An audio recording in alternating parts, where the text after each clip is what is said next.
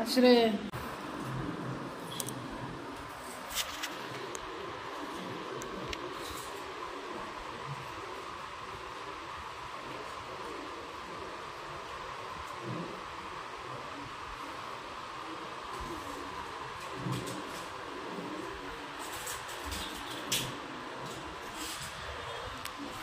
তো দেখতেই পেয়েছো পায়ের অবস্থা। তো কি বলবো, আমি এখন যাব আধা ঘন্টার রাস্তা, যেতে মানে এখান থেকে যাওয়ার সময় অটো পাওয়া যায় না, হেঁটে যাব। তো শুধু ভাবছি কি করে যাব। তো দেখি কতক্ষণে গিয়ে স্কুলে পৌঁছাই। আর আমি তো মানে কি বলবো, পাটা ফেলতেই পারছি না, মানে হাঁটতে পারছি না সেই রকম। তো একটু আগে একটা পার্সেল এসেছিল, এই যে তো সিঁড়ি নেমেছি, খুবই কষ্ট হয়েছিল, সিঁড়িটা নামতে পারছি না। তো এখন যাচ্ছি আমি হেঁটে হেঁটে, দেখি কতক্ষণে গিয়ে পৌঁছাই।